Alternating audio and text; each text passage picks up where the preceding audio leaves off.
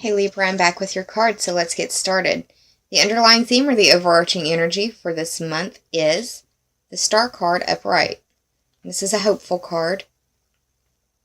It is a major arcana. It is the 17th card of the major arcana. 1 plus 7 is 8, and you are having this full moon in Taurus in your 8th house. So it could feel like a very hopeful time for you during this full moon period, which is beautiful. It's going to be the closest supermoon in the last 70 years. So, pretty big deal. Get out there and enjoy it if you can. The sun, you have Mars moving into Aquarius in your 5th house. So, you may be feeling hopeful in that area of your creation, your romance area. If you're trying to have children, it might be a hopeful time for that as well. It may just feel like a magical time in your pleasure seeking and yeah. The only thing I would say is that because it's a full moon and there's the water bringer here, watch out for your drinking around the full moon. If you are a drinker or any other substances that you may use, it seems like you may go overboard just a little bit. But that 17 reduces to an 8. That covers your 8th house. The 8th house is where that full moon is happening. The 8th house covers the Scorpio ruled house. You may be dealing with a Scorpio. Life, death, rebirth, that cycle, basic or primal instincts. It also covers transformation, metamorphosis, regeneration. It covers sexuality, and other people's money. So, might be a really fortuitous time for you and your partner if you're looking to make babies or at least practice making them. That's what I like to call it anyways. Now, the first in your top 3 for clarity is the 2 of Wands, upright. This is always, whenever I see this card, the song Should I Stay or Should I Go is in my head. This could involve travel because he's got the globe right here. If you are someone that is of the mystical sorts, it could also be scrying. If you know what that means, then no further explanation is needed. If you don't know what that is, then it doesn't apply to you. So, the 2 represents your 2nd house, and that's where the sun is starting out in Scorpio. And that's your house of values, possessions, earning ability, self-esteem. Anything that you could point at and say mine would probably qualify as the 2nd house. The wands represent fire sign energy, and the fire signs are Aries, Leo, and Sagittarius. So it could involve someone that has that sign. It could be their sun, their moon, or their...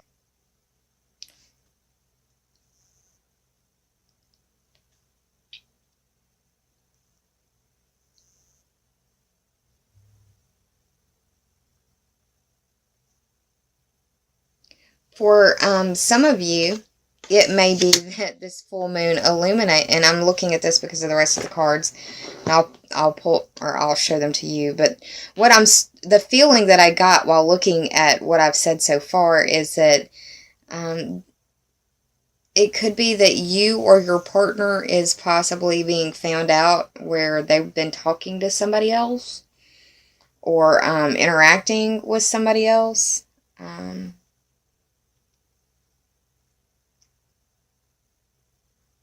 Because of this Should I Stay or Should I Go, that song being in my head, that's the feeling I get when I look at this card.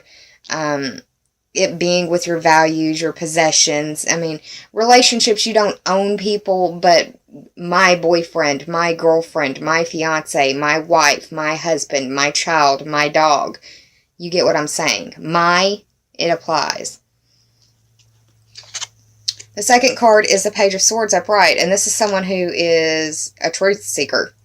This is someone who is, pardon my French, but cutting through the bullshit. May not fully have their head out of the clouds yet, but they're getting a sense of what's going on. It's like this Neptune going direct is going to help pull the fog away. The sword signs are are air signs, and the air signs are Gemini, Libra, and you are a Libra and Aquarius, and this is the Aquarius card. So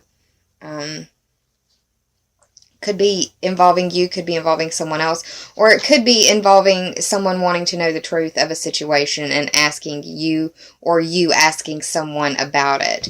The way that the cards are laid out, it's like this Knight of Swords knows what's going on and has kind of... They're going to catch this Two of Wands individual off guard by asking about it. They're not seeing it coming. Does that make sense? And this card has got a lot of gray to the background. It's like they're in fog right now. They don't know which way to go. But this character, this Page of Swords, and this person, I mean, they're a truth seeker. They, very rational, very logical, not very emotional, like emotional, like crying. It doesn't mean that they don't get upset, but they deal with it in different ways.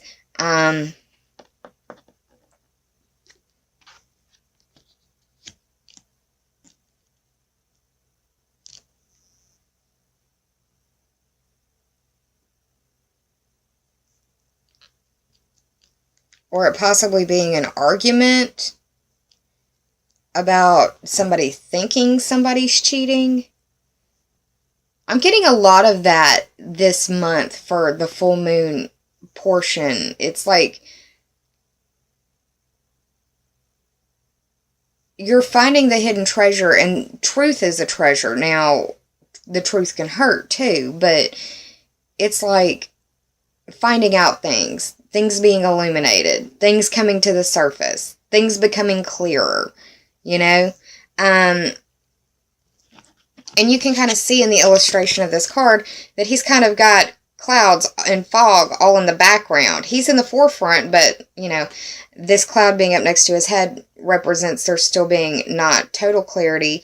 But that's how I see this person coming to the page, or to the Two of Wands, saying, what's going on here?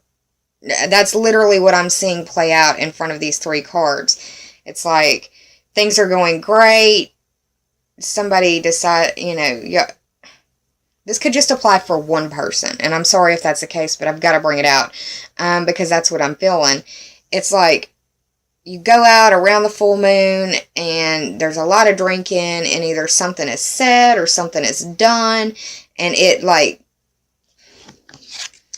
sends off red flags, and that's what these little birds, it's like the chatter in the head of what if, and this person can't take it anymore. They're going to ask, what the hell's going on? I've got a sixth sense. I've got a feeling. My intuition is saying this. The final card, and the reason all of that feels like that is because of this guy right here. This is the Devil card. This is the 15th card of the Major Arcana. 1 + 5 is 6, and that speaks to the Virgo-ruled house of work and health, or the competency and skills that you bring to the services that you provide. So, and it's a bit, the background of the card is black. I want to remind you that it is always darkest before dawn, and that this too shall pass, whatever it is. Now, the Devil as a Major Arcana card represents Capricorn, and we have Venus moving into Capricorn in your 4th house. Now, this could be an argument at home, possibly.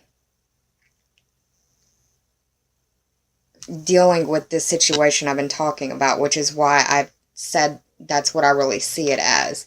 And it could apply to just a very small percentage of y'all, but forewarned is forearmed. If it's not you, it's someone around you, or your partner coming at you, or something to that effect. The Devil card represents, for me, self-imposed limitations.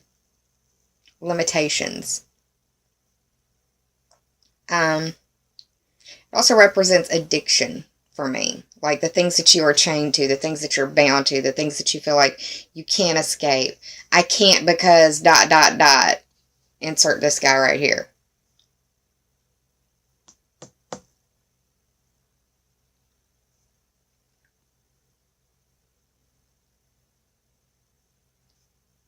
Neptune, the planet that represents addiction, is going out of the fog in the 6th house. This is the 15th card, 1 plus 6. Oh my goodness.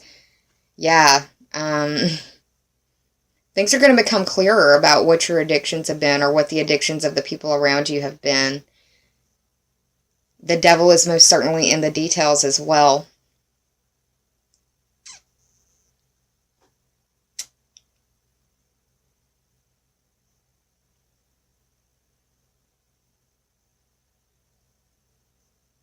The fact that it's in the upright means that you or the parties involved have in some way actively participated. It's not been something passive that has just been bad luck. It's something that someone has made active decisions and active choices towards.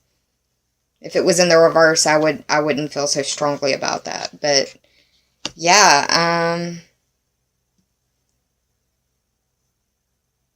I'm not sure why the Star card would come up right. I feel like it should have been in the reverse after the reading as it's played out. But it's the 8th house, and that's where the full moon is taking place.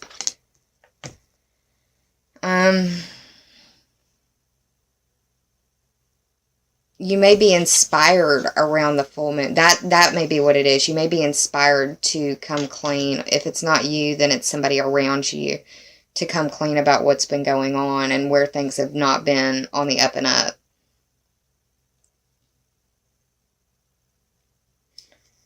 So I did the math total for this spread. You got the 2 of Wands and the Devil, which is the 15th major arcana. That's 17. And then the 17th card for the Star, that ends up being 34. 3 plus 4 is 7, and that speaks to the Libra ruled house of partnerships, identifications with others, how we identify with others. It also deals with open enemies and counseling. Open enemies are people that you have beef with, that you know about, that you would testify in an open court against, or that you've, like I see it as an argument online on an open forum where people can see what's going on and interact and witness as to what's going on. So there's that. Now, I pulled for you 2 Sacred Rebels Oracle cards. The first is the number 8, which is where the full moon is occurring, and it says, be the hunter, not the hunted. I want you to Google what owl spirit totem symbology means, because there may be messages there for you. But when I see this card, I think that the very first thing I think of is knowledge. Deeper knowledge, the quest for knowledge. And that could also represent this. Whoops. My card was sticking to the little suction cup thing on my tablet stand. The quest for knowledge could be this guy right here as well. But yeah, deeper knowledge. Also, this is about messages, messengers, or messages coming to you. Or possibly somebody checking a messenger and, yeah, there being a problem there. I think that this card also represents seeing beyond appearances, seeing beyond the veil. It's an invitation for you to notice the intuitive impressions that are around you this month. And it's a warning to not fall prey to the illusions in your world. Because clarity is coming. Yes, I'm a Game of Thrones fan. The second card, the second Sacred Rebels Oracle card that I pulled for you, that's a mouthful, is Seeing the True You, which is the 29th card of the Oracle deck. 2 plus 9 is 11. That speaks to your friends, groups, memberships, associations, teams that you belong to. It also speaks to your future wishes, goals, dreams, and bucket list. When I see the seeing the true you, the first thing I do is I chuckle because of this little teacup back here. It makes me think of Beauty and the Beast, Mrs. Potts. This card for me is a card of perception. It's a card that speaks to me about self-love and non-judgment. It also speaks to me about a need for solitude, because it's a time of need for reflection, and that reflection can bring clarity, usually through like meditation.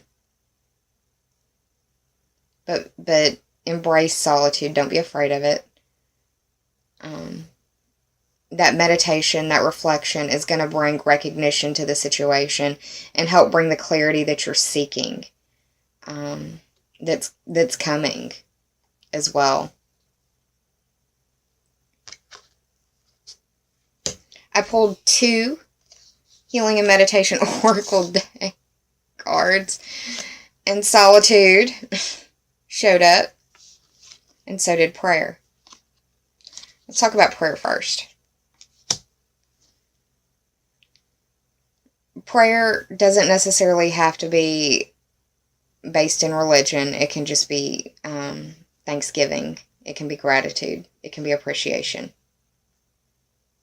But that's not knocking religious prayers. Faith is a good thing to have. I'm not going to knock it. The prayer card reads, there are 2 kinds of prayer.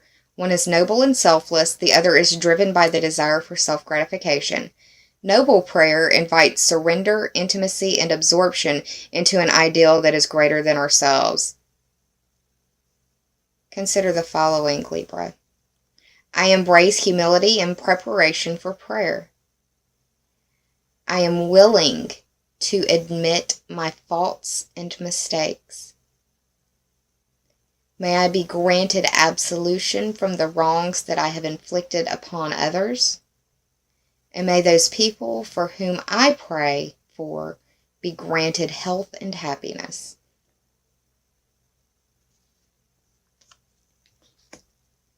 The second card that you received is solitude. Getting out in nature might be really good for you right now. I love the idea of yoga on a pier in front of a lake, river, or stream. Solitude reads, unlike loneliness, solitude is desirable, bringing the calm and peace of the mind that are necessary to resolve problems and conflicts. I'm just saying, y'all. There's a synchronicity to these cards being dropped when they drop and how they drop. Find time to be alone with your thoughts and consider the following. I am here in the present, absorbing the air and every breeze. I can immerse myself in the experience, losing my thoughts to the colors of nature. As I become one with my surroundings, I feel their connection with my innermost self. Bathed in calm, I think more clearly. Solitude offers a healing escape from any painful problem. Natural surroundings are the most therapeutic, but you can, with practice, be alone anywhere, even in the crowd. Well, Libra, I hope you enjoyed this reading. If you did, please like, share, and subscribe. And if you already have, I thank you from the very bottom of my very grateful heart.